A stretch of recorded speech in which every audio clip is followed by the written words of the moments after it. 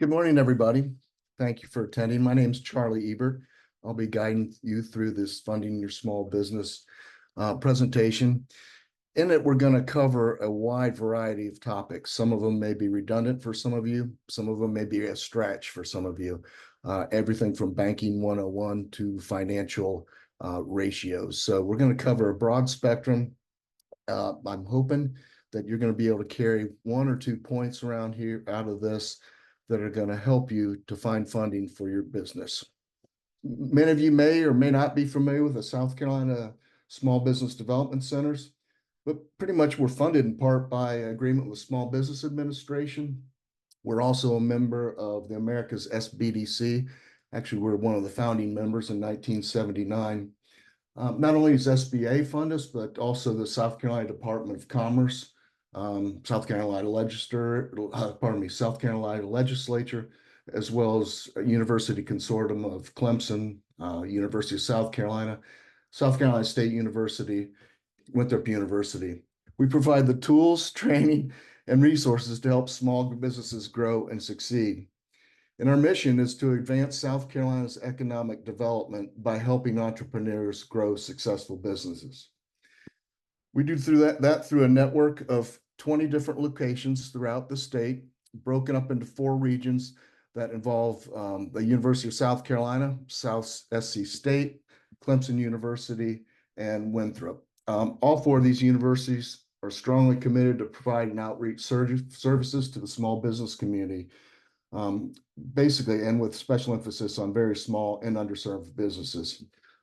So some of the services that we provide are financial counseling, loan packaging, basically helping you establish banking relationships, advise you on financial management, identify different sources of credit, understand the impediments to getting financing, and help to write business plans and prepare loan applications. And under the accounting bookkeeping guidance, we help set up bookkeeping systems, help you learn about accounting practices, maintaining good records, and creating financial statements.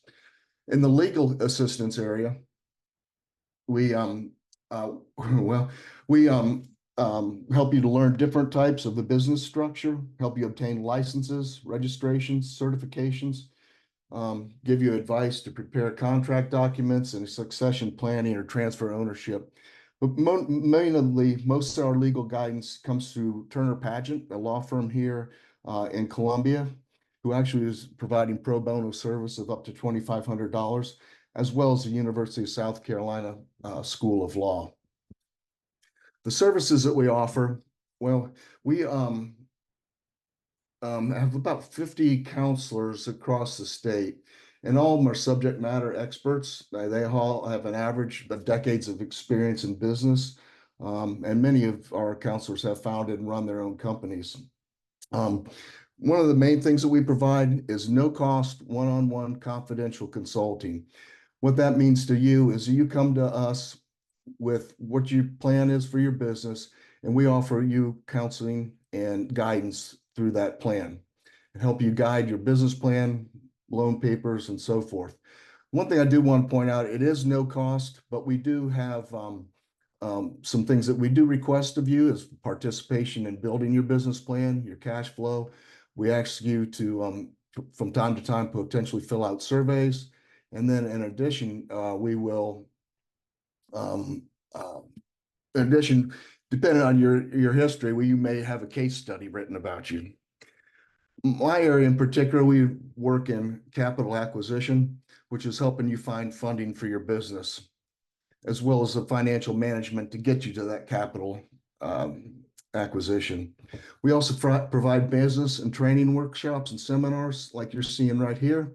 We are on our website at SCSBDC.com. We have, .gov. We have training events that you will be able to pick and choose, not only see which ones are coming up in the future, but also look at archived ones. So we have a rich amount of training available online for you. Some of our other specialists involved in strategic planning, marketing and growth strategies, international trade, procurement certifications, as well as innovation and product commercialization. So a little bit about me. I am a small business owner, actually three small businesses. I've started three, I've grown three, and I've disposed of three. The one was through a sale, and the other two were actually through sickness of key employees. So my succession planning was not very good in that particular area. Um, I've learned, and I can help people from that particular area. Let's take a look at the agenda. We're going to look at the different types of capital, what is meant by the terms traditional and non-traditional financing, some myths and realities of funding a small business. In our second half, we're going to take a look at the what, why, and where of various types of financing. We're also going to talk about everyone's favorite topic, credit. And from there, we'll talk about the big three financial statements. So let's start with the sources of capital. Show me the money. Some of you may be familiar with that. First, let's start a little bit with an economic lesson. The four factors of production require land, labor. Those pretty much speak for themselves. The land provides the natural resources that create your goods and services. The labor is what you or your individuals put forward to bring them to market. And of course, then it also takes the entrepreneurship, which is you. You're the manager, the organizer, or the leader who uses your skill to direct other factors of production to reach your goal. The last factor is capital, simply financing your business. Capital or cash, I guess, is the lifeblood of any business. Yeah, that came out okay. I mean, all businesses need capital to grow and thrive. You know, as a business owner, one of your primary goals is not to run out of capital or cash. Let's go one step further, another econ lesson. There's two sources of capital, debt and equity. Debt is something that money that you owed by one party to another. Equity is an ownership stake in a business or enterprise. The debt, as y'all are familiar with, is typically repaid over time, can be short or long term. You have interest rates that are tax deductible. One of the beauties of debt is it does not have any claims on future profits, and we'll compare that versus equity, and it does not dilute your ownership whatsoever. As far as when debt goes, there's going to be some personal guarantees required on your end in order to acquire the loan itself. As far as equity goes, it does not need to be repaid. It has a claim on all future profits and the value of the business.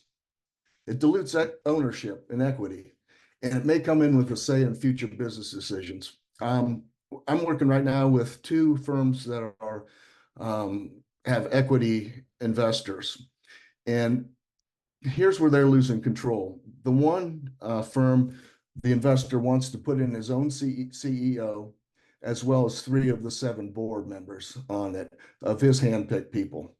So right there, you kind of losing any say in your future business, but also when they invest in you, it's diluting your ownership or the equity that you have in the business.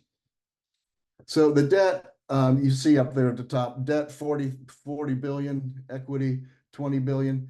Basically, this is the U.S. Equity market of $20 billion and the U.S. debt market of $40 billion. So look, obviously, debt is the most popular way to go. So let's take a look now at the different sources of capital. You'll notice that I have an E, or a D, or a G on each different source of capital. That signifies equity, as you can see under the piggies, equity, debt, and gifts.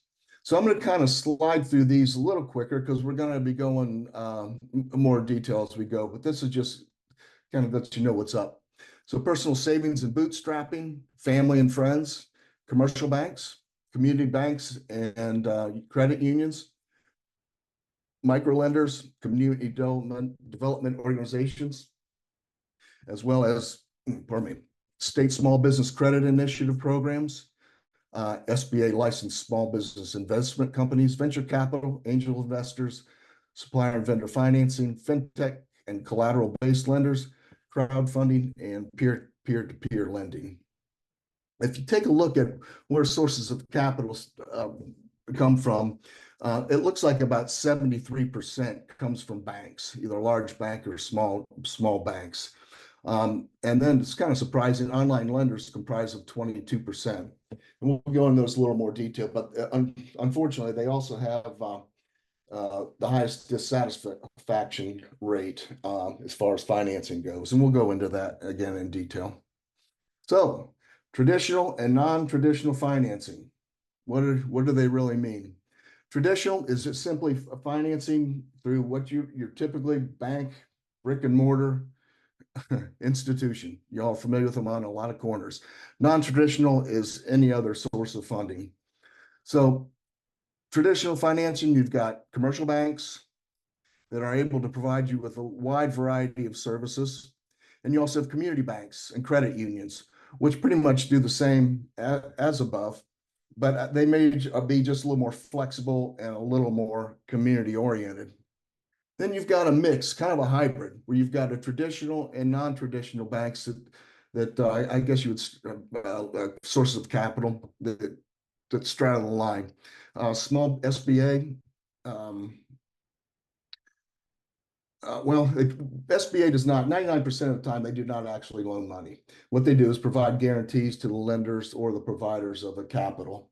It's not really considered a conventional loan. That's why we're here. However, they finance a great deal of small businesses. You've got microloans and venture capital. Venture capital is typically reserved for faster growing companies that are going to probably exit in 6 to 10 years, sell their business, that is. And microloans or smaller loans we'll get into of $50,000 around or less. And then non-traditional is pretty much everything else. One thing that I'm near and dear to my heart is the state small business credit initiative loan program.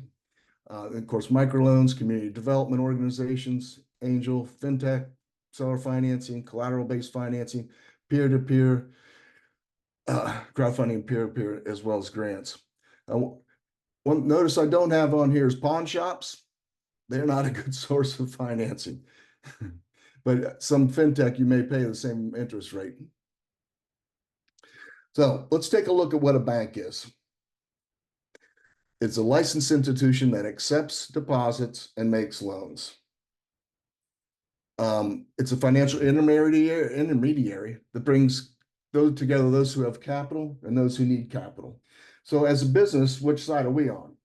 Do you need capital, or are you the supplier of capital? You're a supplier when you deposit. You're not a supplier, or you're a user of the capital. And a bank essentially is a business. All right. So what product or service do they offer? I think you all know, I'm just kind of querying it, but money. How do they acquire it? Through deposits. And then how much does it cost them? It really only costs them the interest on deposits that they pay you, as well as transaction costs, or other expenses like free checking and so forth. And what banks charge, is the interest rate. So how do banks make money? Well, they borrow, they borrow the money from you, pay you a small interest rate, and then they turn those deposits that you gave them into loans. So the more spread they can have between how much interest they're charging on the loan and how much they're paying you, maximizes their revenue. Maybe this will help. So we've got a little graphic, picture's worth 1,000 words, I guess. But so you, me, everyone who's employed, everyone who receives checks, deposits into a bank. The bank then must reserve, or required to reserve 10% of that, every dollar, a portion of every dollar, so 10%, to meet demand from depositors when they want their money back, when you go in to get cash. You hope that not everyone does it at the same time, which has happened just recently. You may remember Silicon Valley Bank back in March of 2023. There was a run on that, and they didn't have the cash to cover it. From there, they lend the other 90%. Say for this case, they earn 8% on the loan. And on that 8%, they're paying the employees, overheads, taxes, and so forth. And then they pay your 1% interest on your deposits. So for a bank, net interest income equals their interest earned minus the interest paid. Taking a look a little more differently, the more depositors, the more deposits, the more money you're able to lend, and the more net interest earned. And one thing I've noticed too, some banks that have a significant amount of deposits are actually able to offer a little lower interest rates too, which is curious, and we'll talk about that as we go on. But anyhow, the more depositors, the more deposits, the more loans they can make, and the greater net interest that is earned by the bank. So let's take a look at little myths and reality of banking. Banks don't really like lending money or only lend money to companies that don't need it. Or banks don't lend money to small companies and startups. They don't lend to small companies and startups on average. That's true. Remember that they want to get paid back. That's how they make their money. And small businesses have a very high failure rate. And some lenders just will stay away from startups. However, some lenders do lend to startups. And we'll get into that in a little more detail because that's probably where we're going to want to focus our efforts for you guys. Myth of reality, online lenders aren't trustworthy. They are and they aren't. So what I mean by that is their customer service usually lacks their the way they develop well, I go into this more detail. Let me not even cover that right now. Using other people's money is the key to success. Well, yeah, it is. Leverage will help you grow your business and help you be successful. On the other hand, the downside is you're incurring additional debt using other people's money. You must have a high credit score to obtain a loan. Well, yeah, obviously the higher the better. But there's a range what businesses are looking for, or pardon me, banks are looking for to loan, and you do not need to have a high credit score. To write a business plan, is that required to me to get a loan? No, it's not required, but it's a best practice if you're a business owner. It's like a roadmap. It helps you reach your destination quicker.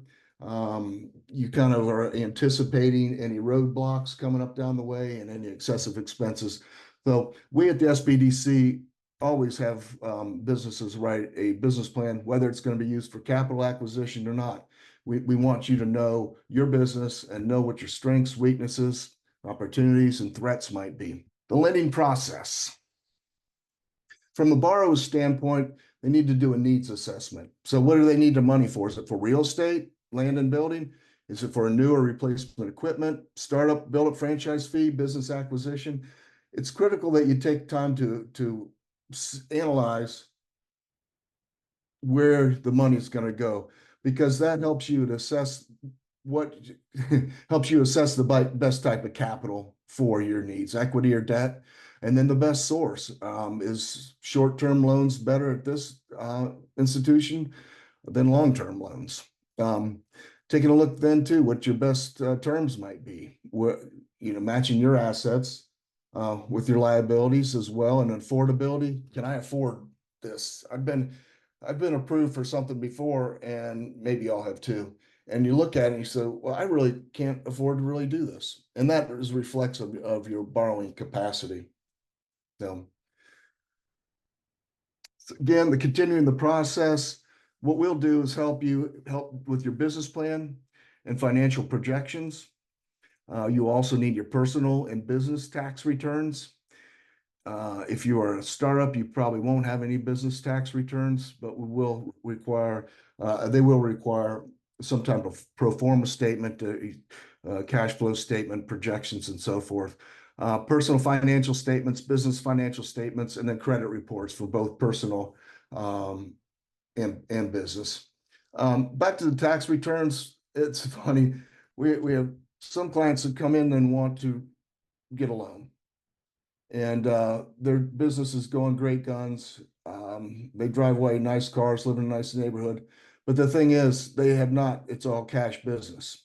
So they've not paid any taxes. So from the bank's standpoint, if you have no tax returns, you don't have a business. So if y'all are looking and working mainly a cash business, it might be nice to get something on the book so you have something to get more capital with from the bank. Now, from the lender's aspect, they're going to talk to you, talk to you to determine your needs and determine your eligibility. Kind of a step back a little bit. The first time you talk with a banker should not be the time that you need a loan. Once you have established a relationship with that bank, meet with the banker. Tell them, down the road you may be needing money because you're starting a business. But begin to develop a relationship with the banker well ahead of time. You're going to explore different programs they offer, so you're going to find what can best fit you when you talk to the banker. Gather your needed application documentation, and they've got this all handy written down for you, what you need to supply. Then you submit all those documents with the loan application, and usually it's done through, online through the lender's portal. You don't need to go in the bank, fill out paper like I used to. And then it goes into, from once everything's been submitted, it goes into underwriting, which is kind of the dark hole where they are just making sure your loan package, everything is there. The documentation that you provide them is true and it's all up to date and, and meets the guidelines for the type of loan you're applying for. Yeah. I don't have a thing. I don't know if I want to go on to that or not any longer. But then based on that, conditional approval or denial. Oh, back to the loan underwriting. That's kind of the dark hole. Occasionally, after about a week, it's an underwriting, you get a request for another document. So kind of slows down the business of the process if we don't have everything in and handy right at right when the bank needs it first time. So then conditional approval or denial. Conditions are satisfied, and then you finally close and you get your money and do your happy dance. Now, some definitions, language of lending. This may be, as I mentioned earlier, this may be redundant for y'all. This may be elementary, but then again, it may not be. So take a look. Annual percentage rate. I always ask for the annual percentage rate. It's a way that you can compare alternate lenders. And the APR not only is interest, but also tells you the true cost of the borrowing. And it's just allows you to borrow better or more accurately and compare different loan offers that you may have.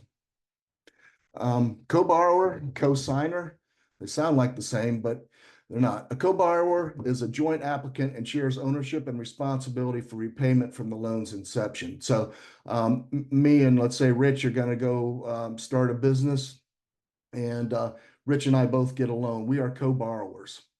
A co-signer is someone who is only liable for the loan if the primary borrower fails to make payments. Typically, and it says right here, typically it's required if the borrower is deficient in some areas. For college loans for my children, in order to get their loans, they needed to have a co-signer, which was me. And it's not always the best option because I noticed something in my credit report came up and my son wasn't paying. So that posed a little problem. Term sheet that the bank will give you, it's the general terms, proposed loan or credit facility for you.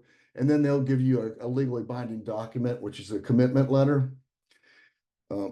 It's a bank saying, really, hey, we're ready to lend you money based on these terms.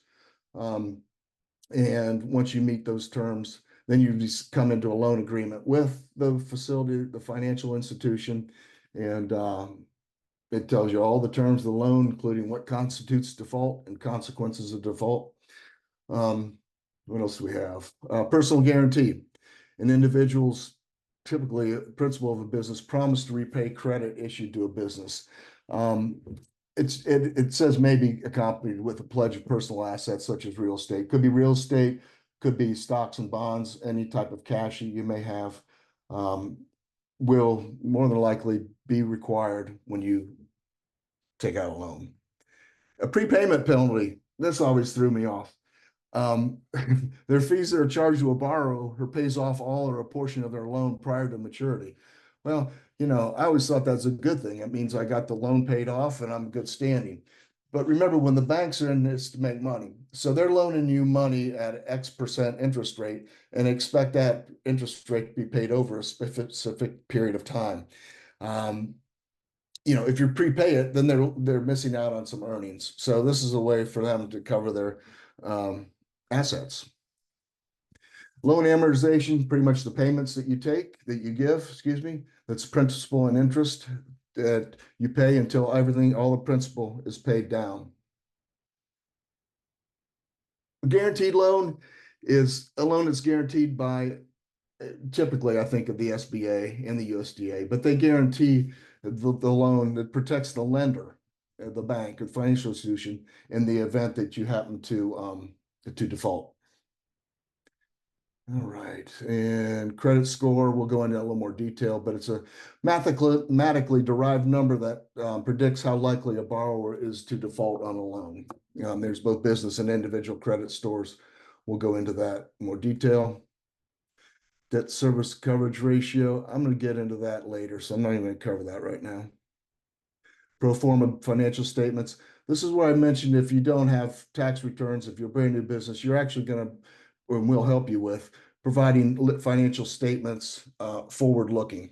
So this is going to be, what do we look like our sales are going to be? What are our expenses going to be? What's our net income going to be? And these statements are submitted to your lending institution when you apply for the loan. And personal financial statement. Basically, it lists all your financial assets, your liabilities, cash in the bank, which of course is assets, as well as where you're getting your income from.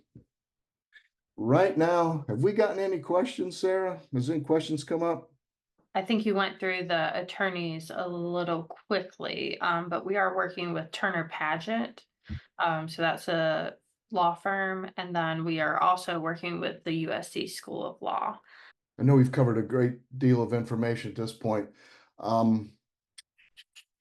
Let's continue on. I do have a break in here, but I'm moving along a little faster than I anticipated. So right now we're going into part 2 of funding your small business. And we've already taken a look at the different types of capital. We have also looked at the traditional and non-traditional financing, and then myths and realities of funding a small business. What we're going to look at right now is we're going to answer what, why, and why not of various types of financing. We're also going to talk again about credit, everyone's favorite topic. And then we're going to talk about the big 3 financial statements. So let's start out with what's most prevalent in startup businesses. 66% of small businesses are funded this way by personal savings, bootstrapping, or family and friends.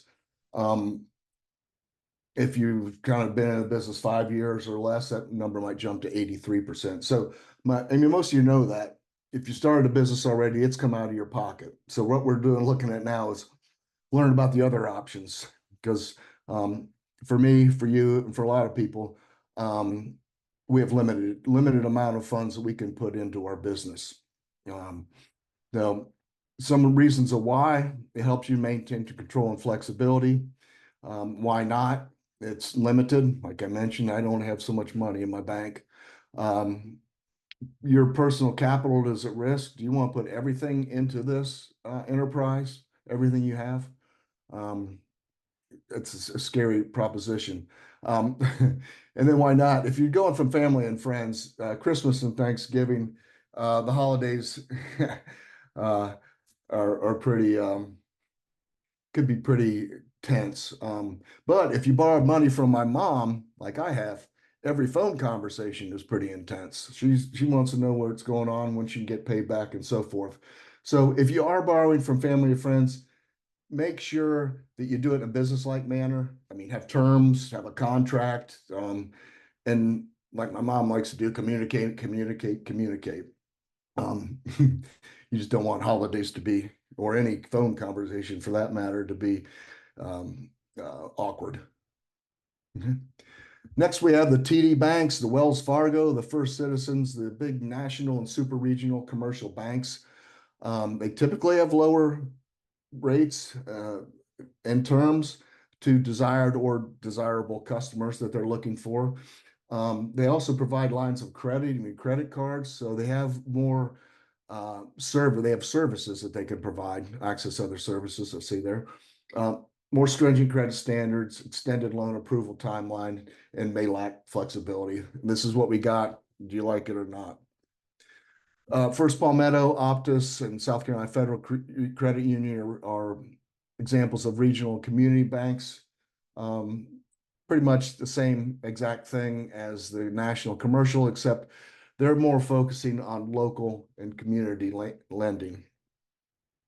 And I mentioned microloans. Of course, I mentioned all these, but microloans come from like Community Works, Community Loan Fund, Climb Fund, and we'll talk to those about those in the next slide or two.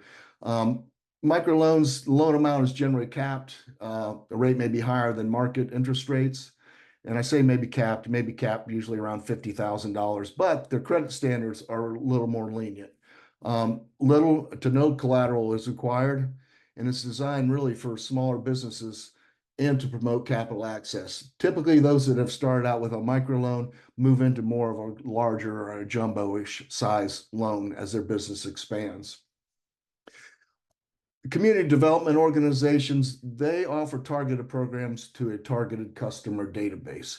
And this again is Community Works, Community Loan Fund. There's also Upper Savannah Council of Governments. Again, more lenient credit standards.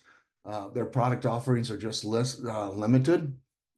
Terms may be kind of inflexible as well. And again, the amounts may be capped for some lending products. Let's take a little bit more deeper dive into community development organizations, because truthfully, I think this is one thing that should actually be on your radar as a new business. They're mission-driven organizations. They typically focus on financial counseling, on lending and banking services to underserved communities and affordable, and they also provide affording housing. But I work more in the real estate area for commercial. You've got community development, financial institutions, as well as community development corporations.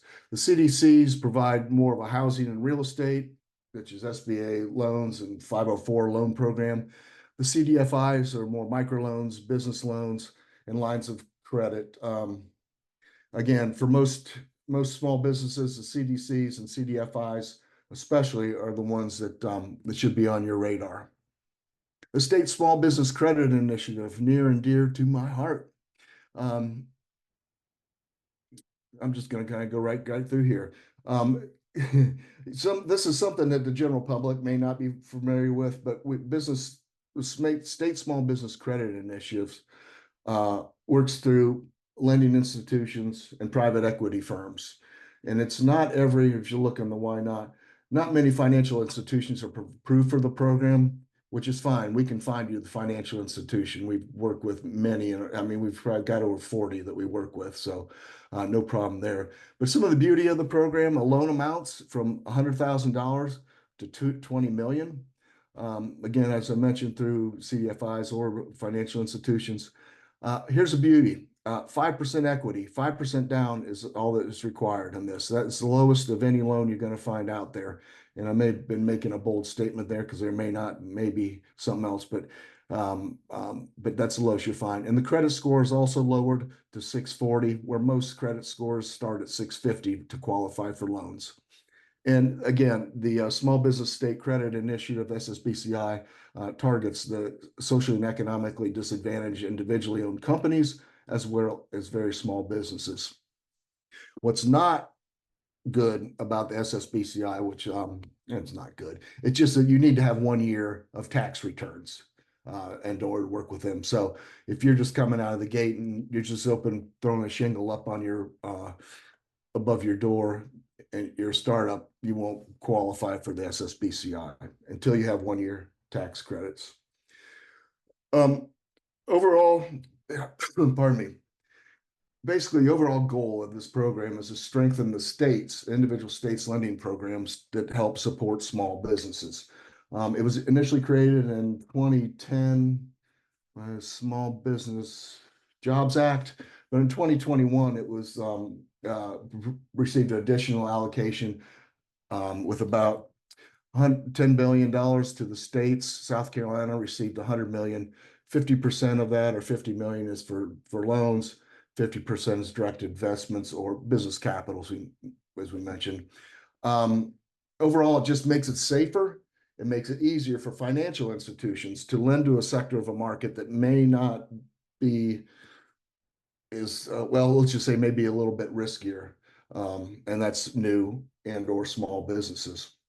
Work with traditional institutions. Venture funds can be debt or equity. And again, focus on socially and economically disadvantaged individuals and very small businesses. For those of you who are not familiar with socially and economically disadvantaged individually owned and controlled business, it has a specific meaning, but the meaning's pretty broad. It is a business that certifies that it is owned and controlled, at least 51%, by individuals who have had access to the credit on reasonable terms diminished compared to others in comparable economic circumstances due to membership of a group that has been subjected to racial or ethnic prejudice or cultural bias within American society, gender, veteran status, limited English proficiency, disability. You see, it's fairly extensive right there. It's a bit dense, the slide is, but we think it's important that everyone who can qualify for this program should take advantage of it, and don't assume that you will not qualify. So the SSBCI consultants, we have 5 SSBCI consultants across the state. We're well spread out and cover each one of our university regions. We specialize in working with businesses who are looking for capital, and specifically in the SSBCI program. The technical assistance that we provide would be cash flow statements, assisting you with that, assisting you with your business plan if it's so required, and helping you get your documents and all together.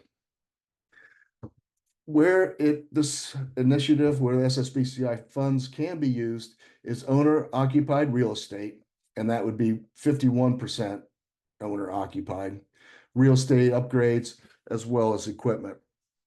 And what it looks like from the participation standpoint, from the bank side, the bank approves and closes the loan. The BDC, Business Development Corporation, participates. So what that means is they assume the risk on loss of up to 49% of the loan. So the financial institution is really, if it's a $100,000 loan request and BDC participates and provides, let's say 49%, and you put your 5% down, then the bank is really only on the line for 45% of that loan, 44%, excuse me. And then there's no additional fees on top of that. Other types of lenders, small business administration. Again, I mentioned about 99% of the time, they do not actually lend the money unless it's disaster. What they do is they guarantee the loan to the banks up to a certain amount. Discount for veterans, there's a number of programs. Credit standards are more lenient. Interest rates might be a little higher fees. They're a little stricter too on collateral and personal liability.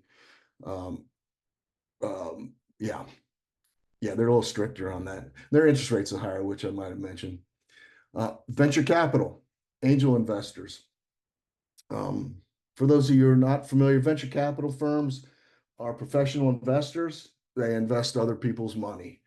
And angel investors are same thing, but they're high net worth individuals typically investing their own money. And that, for those of you who've seen Shark Tank, is what angel investors are. Current profitability is not required, which is a good thing, but it does dilute your equity. It may be more expensive. There's some high expectations and more management oversight. As I mentioned, with the one firm we're working with, they want to put the CFO, or pardon me, the CEO, as well as board members on there. Supplier and vendor financing, collateral-based lenders. Basically, you're familiar with the buy now and pay later. It would be some supplier and vendor financing. Collateral-based, basically what the lender is doing is using your assets, your invoices, or your inventory as collateral for the loan. And so especially with this part, Charlie, we did have a note of someone that was asking to go slower through Okay, these. So with the SSBCI loans, they're not for working capital, correct? correct. So it needs to be for equipment or buildings Or a real estate upgrade. or okay. Yeah. And then someone else has noted that they've been trying to get an SBA loan for about 7 months, have been turned down by 2 banks, and they believe that 9% revenue at the end of the year or at the end of the first year, like if that's enough, and they're having questions about how to get funded. So I'm sure that we can have your information at the end out to everybody, and so they can reach out if they don't already have like a counselor that they're working with, and sit down one-on-one to discuss what options there are for them. Yeah, thank you, Sarah. Yeah, and I apologize, people. I tend to get excited going through things and go a little quicker than the southern southern style, I think. And then if anyone has questions, you can put them in the chat throughout, and we'll try and answer them. If not throughout the presentation, we'll get to them all at the end. Fintech lenders, we briefly touched on that, and I think you all know what it is, what they are. They're basically online lenders. They use analytics, algorithms, and AI to make their lending decisions. Most of the personal aspect of this is taken out completely, but they do have quick approvals, quick disbursements. Um, Credit standards are not as stringent, and it's typically all online and automated, but it does lack class customer support, and that's been one of the biggest concerns of people. Regulatory oversight, um, and higher delinquency rates and loans. The lack of regulatory oversight. Oh, I'm not going to get. There's a recently what happened was a fintech firm, their backer collapsed. So people that had money in these fintechs, in essence, cannot get to their money right now. Although they were FDA, they were FDA banks that were backing this. The institutions were not regulated by the FDA. So what happened is right now people cannot get their money. I think there's like $285 million that are being held up because of this. So go with something you know and feel comfortable with.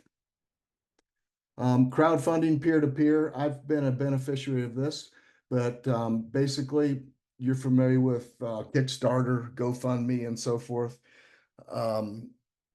It's faster than traditional financing with fewer fees. I don't think I paid hardly any fees with mine, and I needed to use it for medical expenses for personal reasons. But again, there's a lack of regulatory oversight.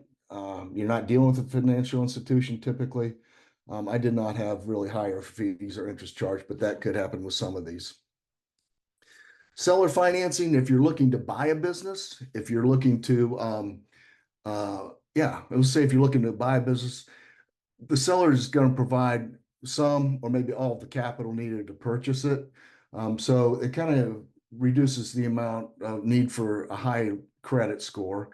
They can offer you more flexible terms, but the assets that you purchase then also are serve as collateral for the loan. So if you don't pay it back, they can take the assets back from you. Usually the structure and terms are worked out together, but they tend to be more advantageous to the seller. And now on to the number one question I'm asked, and the number one disappointing answer. We do not specifically work with grants, but I'm going to give you an idea what they are because that's available to you as a business owner. But from USA.gov, it's a government website, official website, United States government. The federal government does not offer grants or free money to individuals to start a business or cover personal expenses, contrary to what you might see online or in the media. Websites or other publications claiming to offer free money from the government are often scams. Report them to the Federal Trade Commission. Be careful of the influencers, the online influencers, the YouTubers. offering riches in the forms of grants.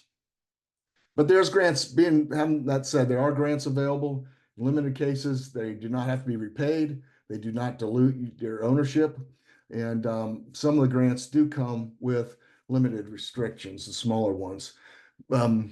Typically, grants are not enough to fully fund a business. We'll see $5,000 grants go out or $10,000 grants. And when most people are looking for $50,000 to $100,000. So you still have lending you need to go after. There's also a high administrative burden to report your grants, and many of these will require your financial participation, such as matching the funds or investing a percent in your business yourself. But grants are out there. They're not something that we deal with. As a business consultant, very frequently. The SBIR and STTR grants are government grants. It's to existing companies, usually in the tech area, that have commercialization or commercialization potential. In other words, they can take your product, your service that's funded by this grant, and actually can commercialize that and sell it. Foundations can give targeted grant opportunities. I think actually City of Columbia had some grants available, so not too long ago. But these foundations, they could be any grant, a number of things they'd want to lend to do a grant for a women-owned business, for maybe a hospitality business, being left-handed, whatever. The grants are out there, just a matter of you doing your research to find them. Now let's take a look at lending, and starting with the 6 C's of lending. I think I ran this past someone the other day, and he said, I think in there are 5 C's, and well, we've added a 6th. So the first C of lending is your credit and your character. The credit is basically your FICO score. Most people, I hope you know your credit score is, or maybe approximation, but most conventional lenders require a minimum credit score of 650. Our SSBCI is 640.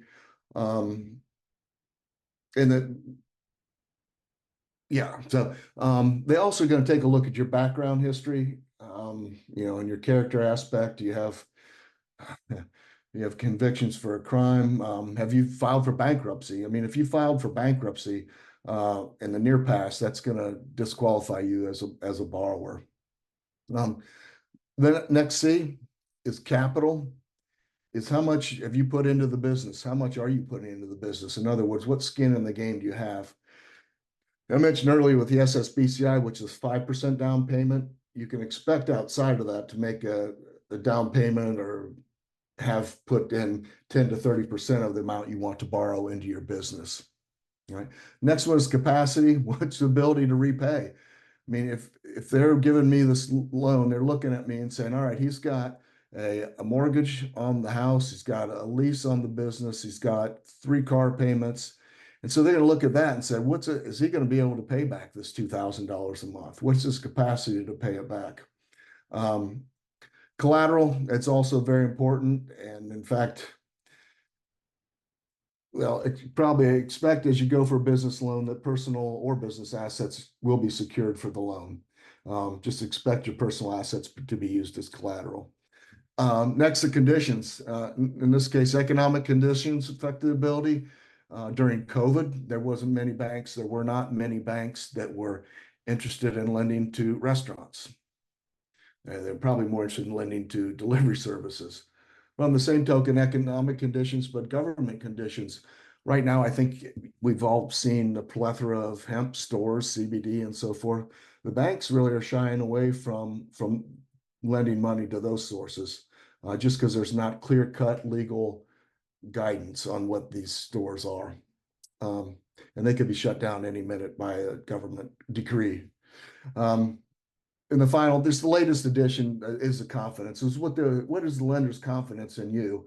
Do you deal with them in a business-like manner? Do you respond to stuff timely, like emails and so forth? What's your experience in the industry that you want to borrow the money from? Do you have a history of success, period? And I guess, dude, does a banker want you as a customer? So credit, let's take a look at what credit is in a little more detail. Any small business loan you're going to get, they're going to look at that. The FICO credit scores range from 300 to 850. A score of about 740 to 850 is very good to excellent. A score of 580 or so isn't so good, is not good.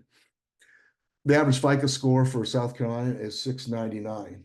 But 65% of this credit score is based on your payment history and your credit utilization. So if you're paying on time, you're using it moderately, that's 65% of your score. It looks good. Then 15% is used based on your history. How long have they had the credit? How long have they been paying for it? And I want to say, just know your credit score. Don't be surprised when the lender tells it to you, or what's on your credit report. Know your credit report too. We'll show you how to do that. But the primary personal credit bureaus, you've heard of these: Experian, Equifax, and TransUnion. You can get one free credit report from each bureau each year through annualcreditreport.com.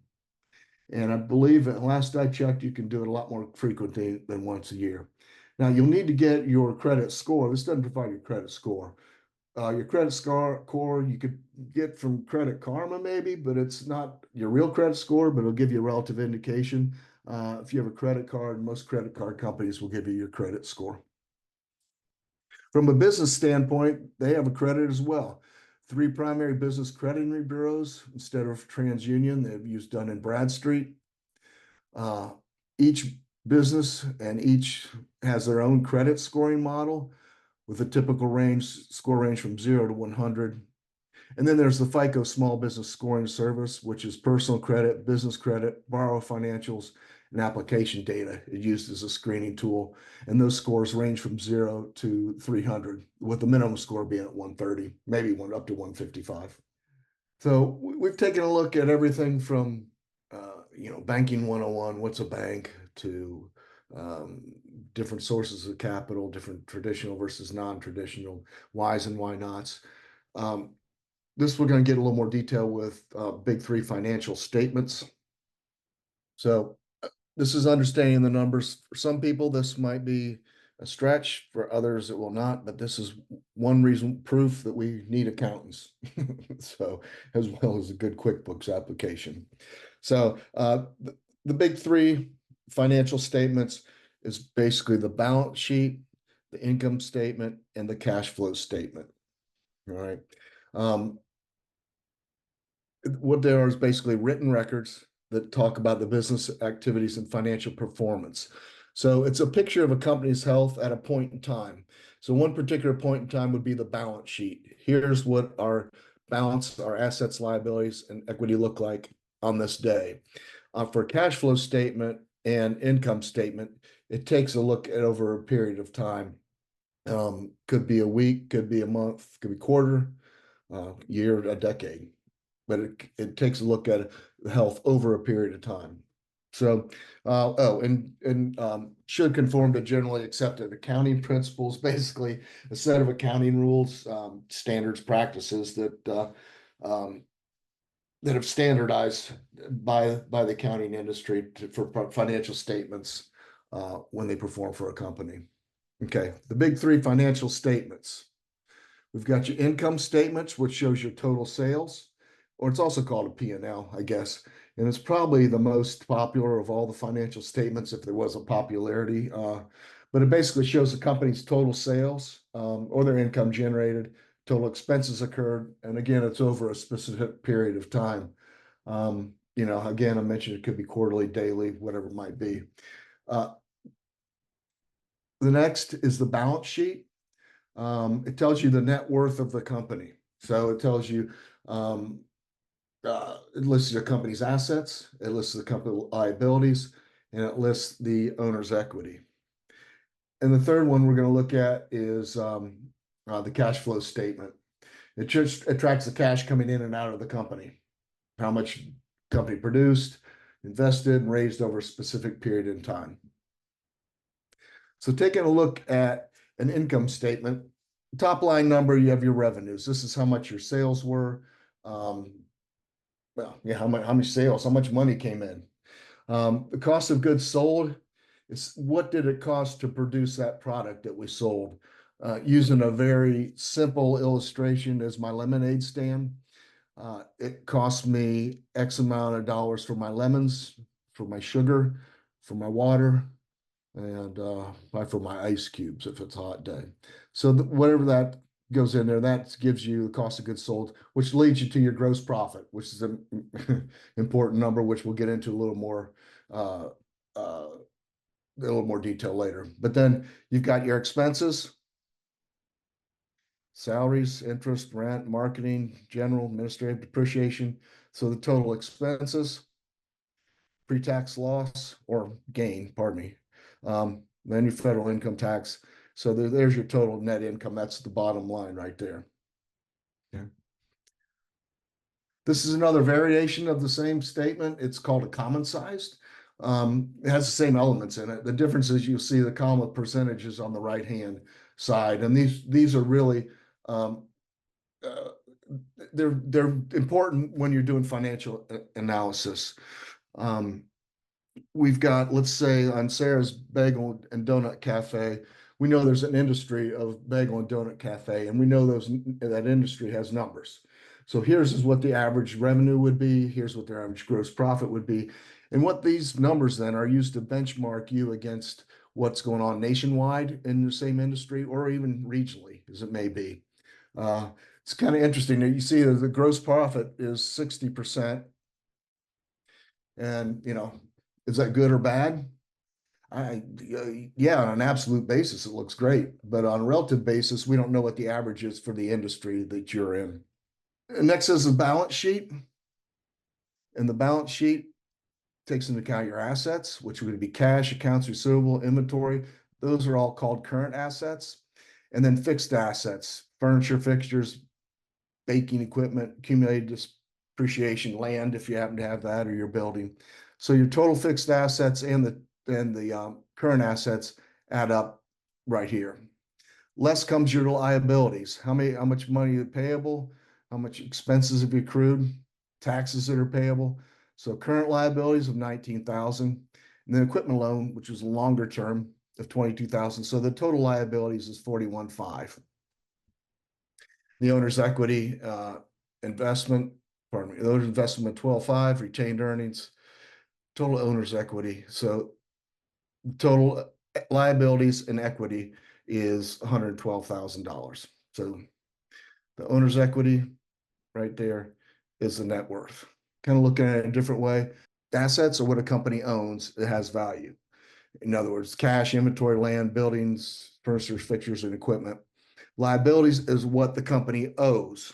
Short-term debt, which could be a credit card debt, could be any type of short-term loan. Also salaries, sales tax, and so forth. So what remains after all the liabilities of the company are paid is the owner's equity. It's the net worth of the business.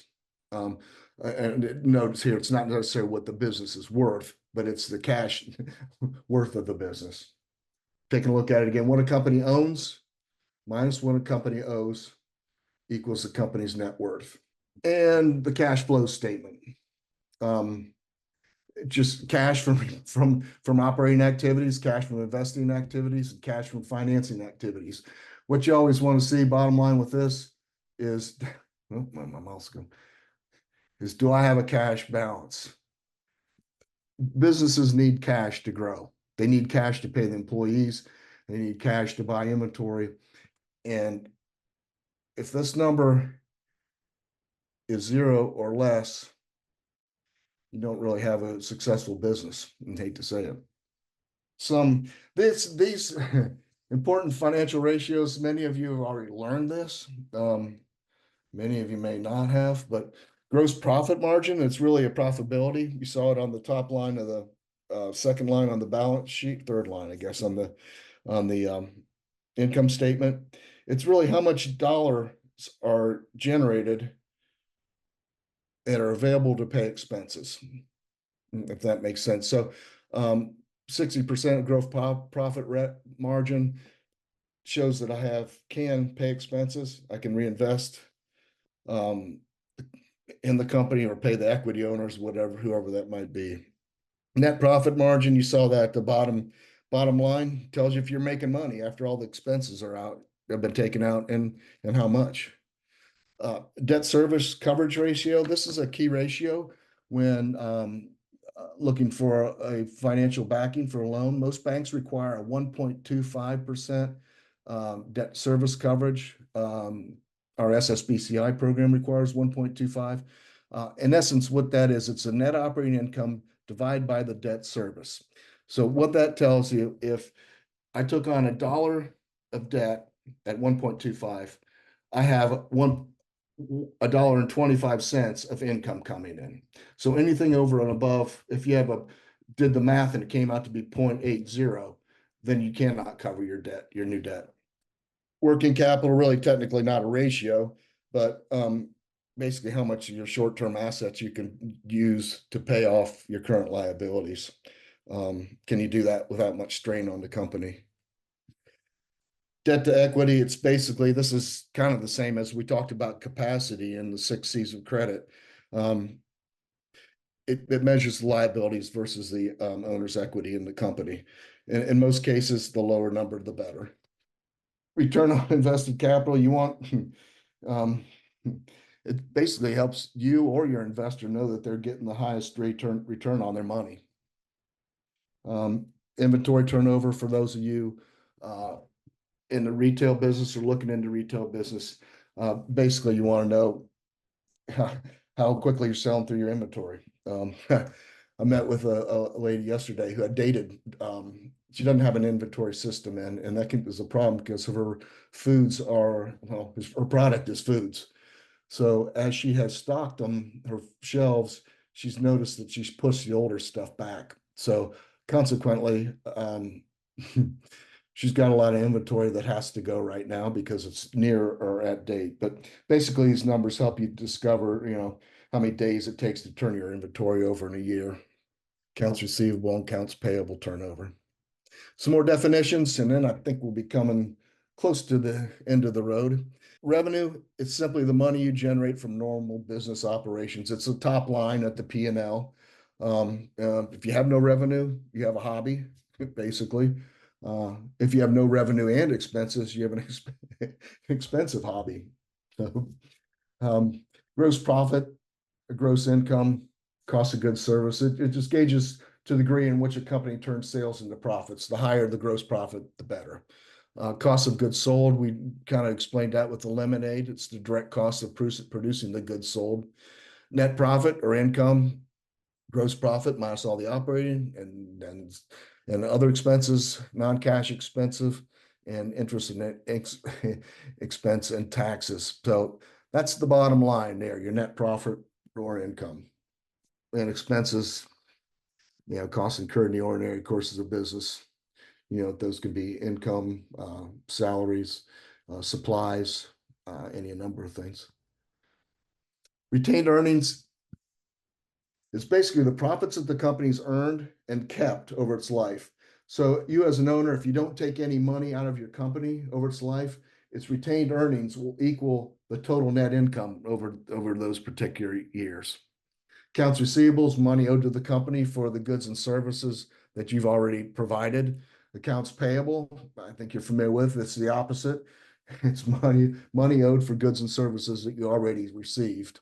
Cash or accrual accounting, I'll just read this, but accrual accounting records revenue as it occurs, but before money is dispersed. Cash basis and expenses is when cash related to those transactions actually is received or dispensed. And then inventory, of course, you're familiar with the raw materials used in production, as well as the goods produced that are available for sale.